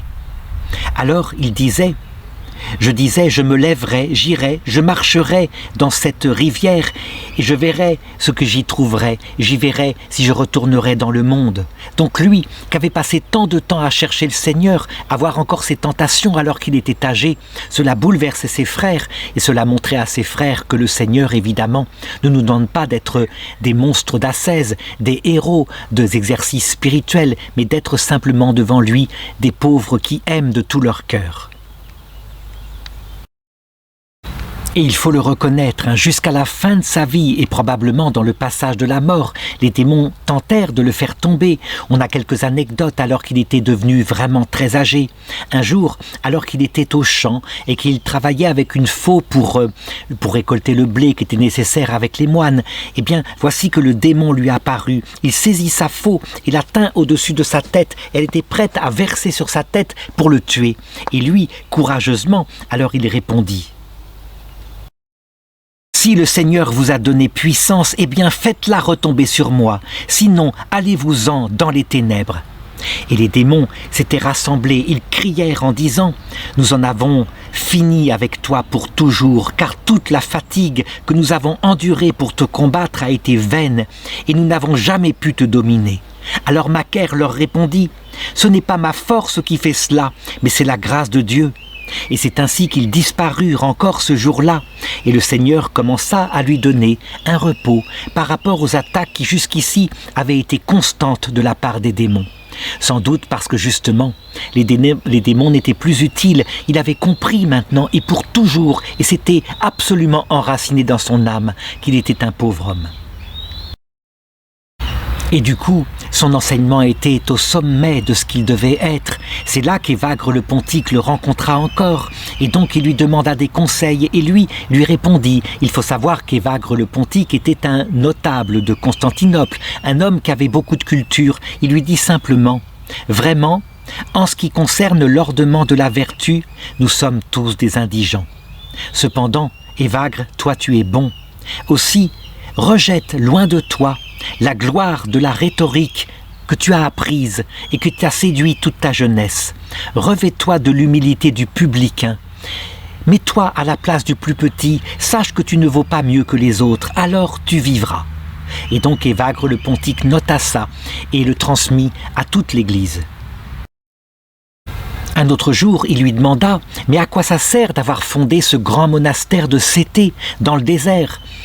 Et Macaire lui répondit simplement: sache-le, si quelque fornicateur ou quelque homicide de la ville d'Alexandrie s'enfuyait et venait ici, alors il serait sauvé, à condition qu'il reste. Et donc, il lui indiquait que les monastères étaient en fait des lieux qui sont faits pour les plus grands pécheurs, ceux qui sont trop tentés par le monde, afin qu'ils évitent de perdre leurs âmes. Et donc on le voit à chaque fois, il y a cette mise en avant de l'humilité, de la charité, et non pas des exploits ascétiques. Et c'est ça qui fit que Macaire est le grand Macaire, parce qu'il donna à l'Église véritablement de suivre l'Évangile, et non pas un quelconque travail stoïcien. De même, la miséricorde était là toujours, lui qui comme prêtre recevait la confession de ses frères. Quand un frère confessait une faute grave, que d'ailleurs, je l'ai dit, il avait déjà vu, il lui disait tout le temps, il est écrit, mon fils, que le Seigneur ne désire pas la mort du pécheur, mais sa conversion et sa vie. Convertis-toi donc, mon fils, et tu verras un homme plein de douceur, notre Seigneur Jésus-Christ, qui t'accueillera à l'heure de ta mort, le visage rempli de joie à ton sujet, comme une nourrice dont le visage est plein de joie au sujet de son fils. Vers la fin de sa vie, saint Macaire le Grand reçut énormément de consolation et il ne s'enorgueillit pas. Beaucoup de disciples venaient vers lui. Il eut à donner l'habit monastique avec sa bénédiction à beaucoup de jeunes hommes qu'il forma et qui commencèrent à partir un peu partout pour fonder d'autres monastères, ce qui fait que les monastères commencèrent à se multiplier dans toute l'Égypte et ailleurs, comme je l'ai montré, par exemple avec Évagre le Pontique, son disciple, qui lui-même écrivit les choses, et ensuite qui eut comme disciple saint Cassien, qui lui-même passa en Occident, et qui eut comme disciple saint Benoît de Nursie, et saint Benoît, avec sa règle, eut des disciples nombreux dans tous les monastères qui se répandirent dans le monde entier à travers des règles diverses. Et saint Macaire se réjouissait de tous ces fruits qui se multipliaient, de tous ces monastères qui se fondaient. Il le faisait avec une grande joie.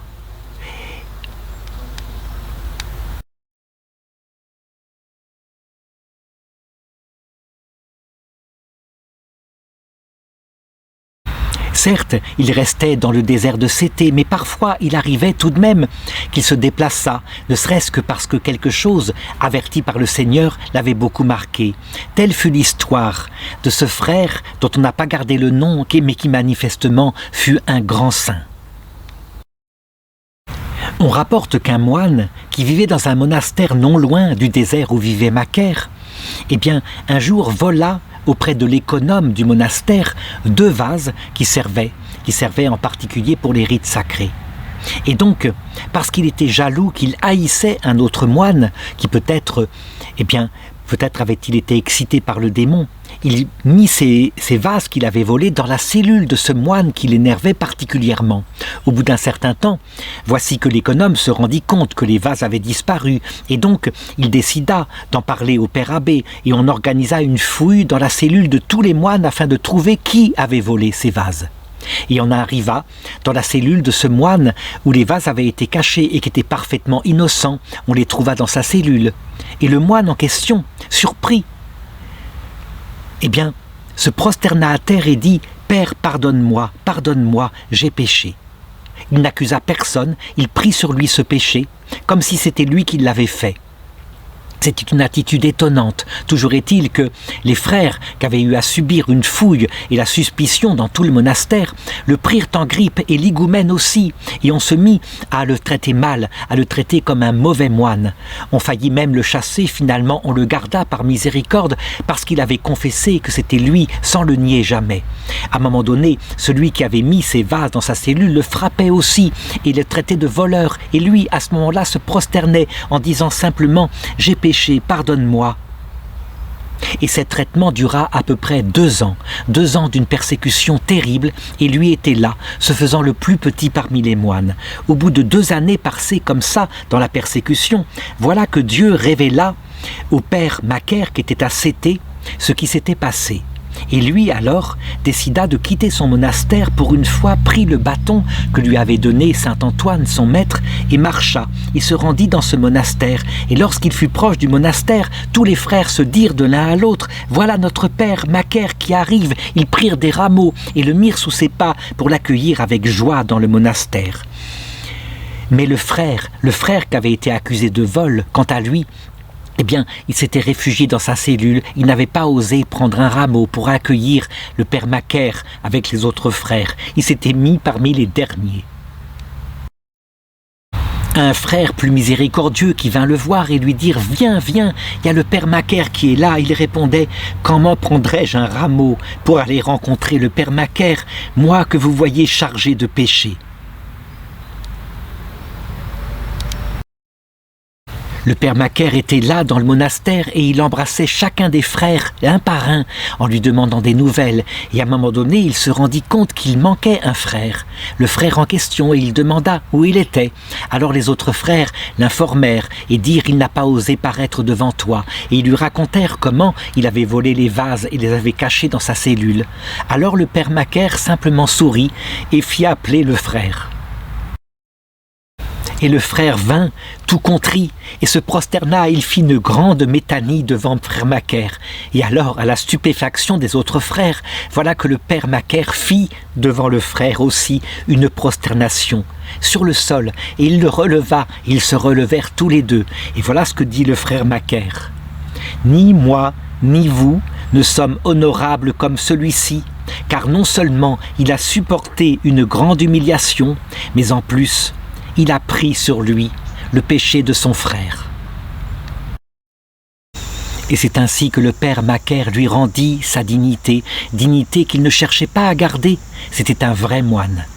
Ensuite, quant à celui qui avait fait cette chose-là, qui ne vivait que de rapine et de jalousie, eh bien il prit son manteau, il disparut, on ne le vit plus, il ne revint jamais dans aucun des monastères. Probablement retourna-t-il à la ville où il tomba dans ses péchés. Fut-il sauvé plus tard? On n'en sait rien, mais ce qui est certain, c'est que le frère qu'il avait ainsi réduit par sa jalousie, eh bien, il l'accueillit à l'heure de sa mort pour lui obtenir le pardon de Jésus-Christ. L'âme du noble Macaire était devenue douce et humble comme l'âme du Seigneur, et sa miséricorde s'étendait à toute créature. Il raconta un jour à ses frères l'histoire suivante, qui est très touchante aussi.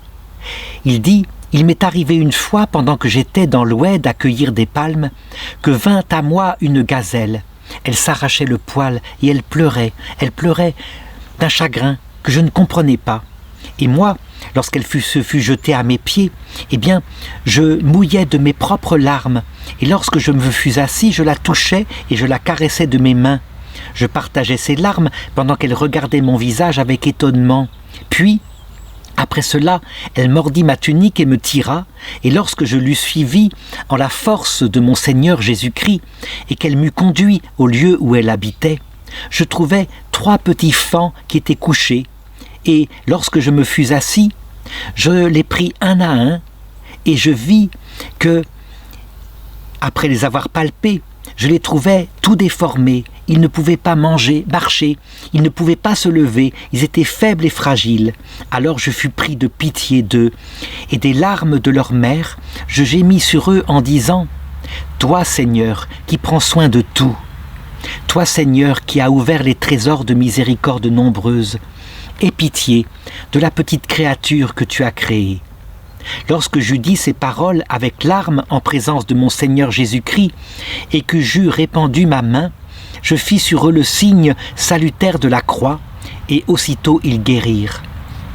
Et lorsque je les eus placés à terre,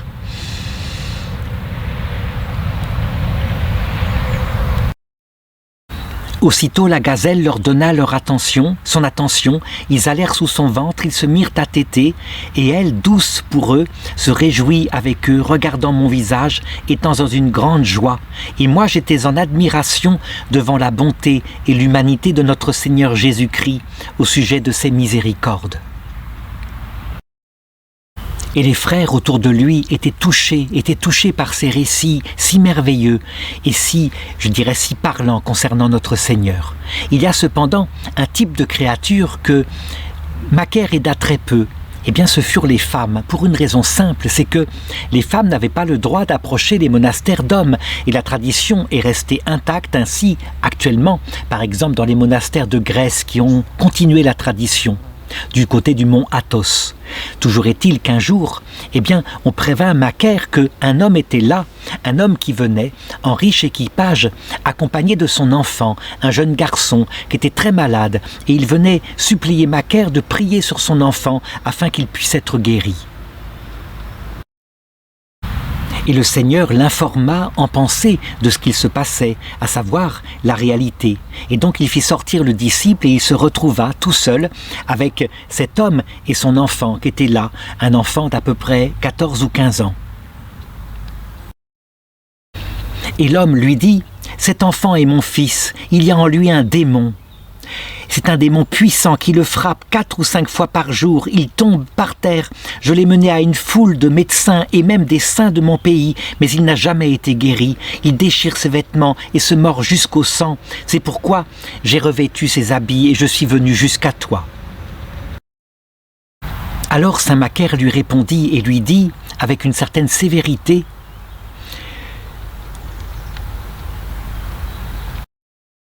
Comment as-tu osé amener ici cette jeune fille, en ce lieu de désert où les femmes sont interdites?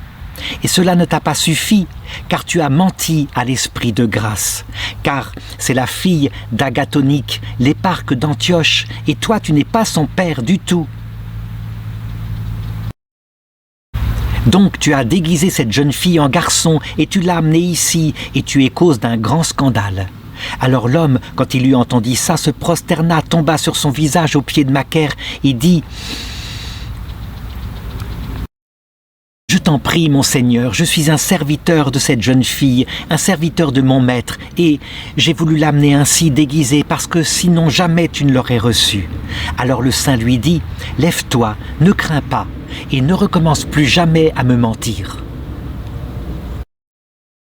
Puis saint Macaire prit de l'huile de la lampe du sanctuaire, il la bénit, il bénit aussi la jeune fille. Il prit cette huile et lui en mit sur le front, il lui en mit sur les oreilles, il lui en mit sur les yeux. Et puis il dit aux serviteurs qui l'accompagnaient, « Maintenant emmène-la, rejoins avec tes serviteurs et toute la cour qui te suivent, parce qu'il y a beaucoup de femmes, rejoins la ville d'Alexandrie. Et là, eh bien, tu ramèneras sa fille à son père et tu verras, elle sera guérie. » Alors le serviteur se prosterna encore devant lui et il fit appeler un autre serviteur pour lui donner 4000 pièces d'or en remerciement de ce qu'il avait fait. Ce à quoi, eh bien, saint Macaire lui répondit « Mon fils, on ne vend pas le don de Seigneur. Nous n'avons pas besoin ici de pareilles choses, mais va-t'en en paix vers ceux qui t'ont envoyé. Le Seigneur t'a accordé, à cause de la foi de son père, la guérison de cette jeune fille. » Mais le temps passait et Macaire devenait de plus en plus vieux, son corps commençait à faiblir, ses yeux n'y voyaient plus. Et puis, il avait du mal à se déplacer. Par exemple, un jour, alors qu'il transportait des corbeilles parce que jusqu'au bout il travailla comme ses frères, eh bien, il fut fatigué, il s'assit, il leva les yeux au ciel, il dit au Seigneur, « Toi, tu vois ma fatigue !» Et à peine avait-il dit cela qu'il se trouva au bord du fleuve avec les corbeilles. Le Seigneur l'avait aidé. Cependant, il pouvait de moins en moins marcher et, à un moment donné, les frères lui signifièrent qu'il devrait maintenant se reposer, qu'eux travailleraient bien pour lui, eux qui avaient toute l'énergie de leur jeunesse. Et donc, sentant que sa mort était proche, il voulut leur laisser un testament spirituel qui tient en quelques lignes. Il les réunit et il leur dit « Tout le temps que j'ai passé avec vous, le Seigneur sait que je ne me suis pas caché pour vous enseigner quoi que ce soit que j'ai appris. Je ne vous ai rien caché de ce que j'ai appris, je vous ai tout donné. Et vous devez retenir une seule chose. Tout ce qui s'est passé dans ma vie, la victoire sur les démons en particulier, et le démon de l'orgueil, eh bien, cela, c'est venu de la force de notre Seigneur. Lui, il m'a aidé. Sinon, jamais je ne serais arrivé à cela. » Et eux, ils comprirent bien qu'il leur donnait ici son testament spirituel. Il y avait quelque chose de solennel dans sa manière de parler. Et donc ils se mirent à pleurer en voyant sa faiblesse et ils ne voulaient pas qu'il parte. Ils suppliaient le Seigneur de leur laisser leur père Macaire encore un peu de temps. Et lui, il leur répondit « Allons, de toute façon, vous savez, le moment n'est pas encore arrivé. D'ailleurs, pourquoi pleurez-vous et pourquoi m'attristez-vous ainsi ? Car il est impossible que cela n'arrive pas à un moment donné. Je devrais bien partir, tout le monde meurt en son temps, vous le savez bien. » Il ne put pas parler plus longtemps, il fut repris d'une faiblesse et on le porta dans sa cellule où il se coucha, il se reposa. C'était la 7e heure et comme selon la coutume, il méditait à partir de ce moment-là sur son départ, dans l'allégresse de la rencontre qu'il allait faire avec Dieu.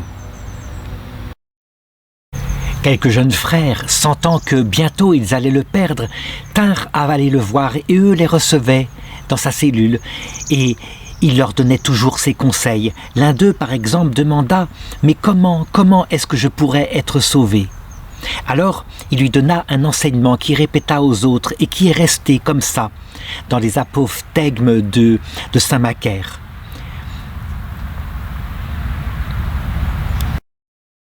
Voilà ce que lui dit saint Macaire. Il lui dit « Va vers les tombeaux, là où il y a des morts, et lance-leur des pierres, et insulte-les. » Le frère y alla, il les injuria, il lança des pierres sur eux, et lorsqu'il fut venu près de saint Macaire, eh bien, saint Macaire lui dit « Ne t'ont-ils rien dit ?»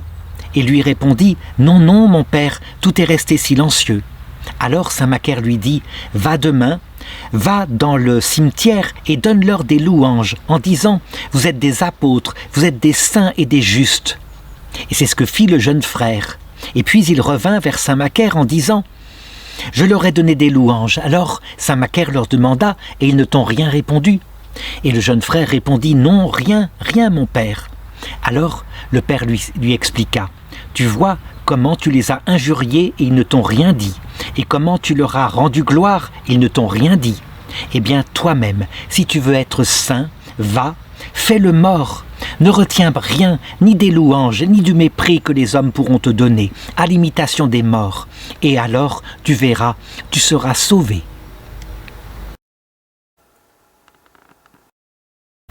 Alors il me reste maintenant à raconter la mort du saint, parce que souvent c'est là où il y a le plus de secrets. Et c'est vrai que ce fut une mort assez étonnante, comme ça se passe quand on ne pense qu'à la vie éternelle, qu'on s'y est préparé toute sa vie. Il arrive très souvent que le ciel ne vienne pas nous surprendre, mais qu'il vienne nous prévenir, et c'est ce qui leur arriva. À peu près 7 jours avant sa mort, voici que, alors qu'il était sur sa couche, toujours très faible, il eut une apparition. Il vit 2 hommes resplendissants qui se tenaient auprès de lui et qui le regardaient.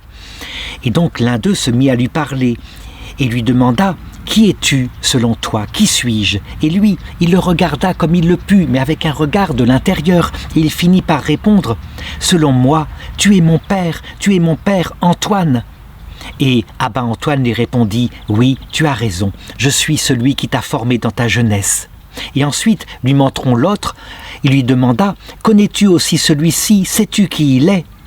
Et de nouveau, il garda le silence. Il ne savait pas, il ne le connaissait pas.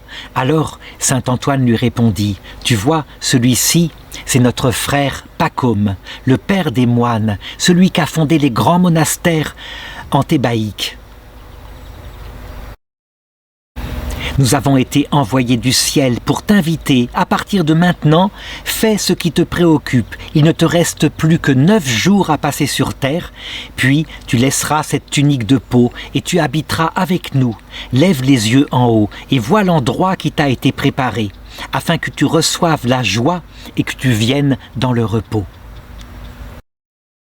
Saint Macaire ne parla pas à ses frères de cette prophétie pour ne pas, je dirais, leur causer de chagrin, mais durant les jours qui lui resta, non seulement il se prépara à la venue de notre Seigneur, mais en plus il leur donna une série de 4 prophéties que je voudrais rapporter ici. Et la première porte sur l'avenir de ce monastère du désert de Cété, et il leur annonça que ce monastère 3 fois serait détruit, mais 3 fois serait reconstruit, ce qui arriva par la suite, de la part, par exemple, des envahisseurs, et puis de l'islam qui se présenta par la suite. Et justement, la deuxième annonce fut celle de l'invasion de l'islam. En tout cas, c'est comme ça que les pères, en relisant ce que les frères avaient noté, eh bien, surent par la suite.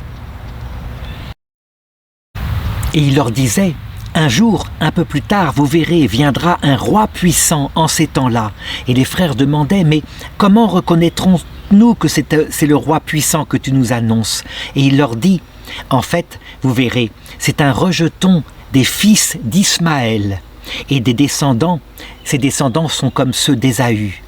Notre roi à nous, c'est notre Seigneur Jésus-Christ. Leur roi à eux, c'est autre chose. » Et on le sait, l'islam se définit comme étant fils d'Ismaël, et effectivement, il y a dans la figure d'Ésaü, le frère de Jacob, il y a véritablement une image de l'islam, la religion plus dure, la religion des serviteurs de Dieu.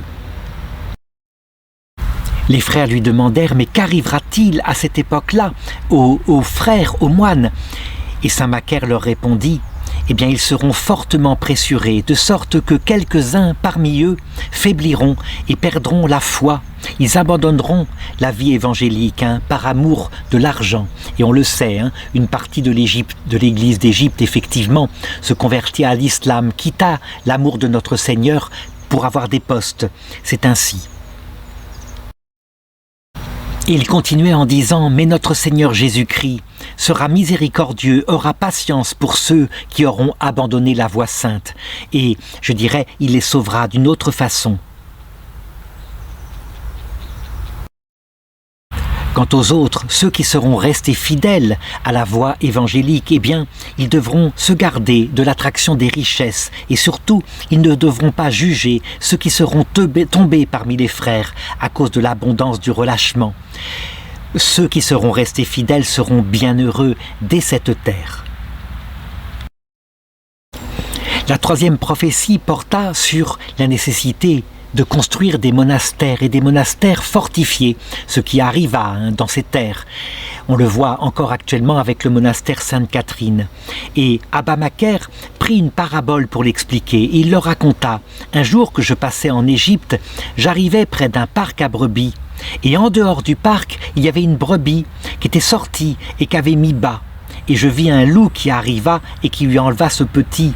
Et elle pleurait en disant « Malheur à moi, si j'avais été dans le parc, jamais le loup n'aurait pu n'emporter mon petit. » Et comme j'admirais les paroles de la brebis, eh bien, les frères, eux, demandèrent l'explication de cette parabole et il leur répondit « C'est pareil, viendra un moment où, pour pouvoir demeurer dans la voie sainte de la contemplation et de l'ascèse vers Dieu, il faudra vivre dans des monastères. Ceux qui vivront dans des ermitages seront démunis, ils seront attaqués et parfois on leur prendra leurs âmes. » La brebis, le petit de la brebis, c'est l'âme qui reste fidèle à Dieu. Et effectivement, on sait que ça se passa comme cela, que beaucoup de moines qui étaient solitaires furent attaqués par des bandits à la période de la conquête islamique. Et au bout d'un certain temps, il ne subsista que quelques monastères protégés. Enfin, dernière prophétie, une prophétie qui porte peut-être sur la fin du monde, sur les débauches de la fin du monde.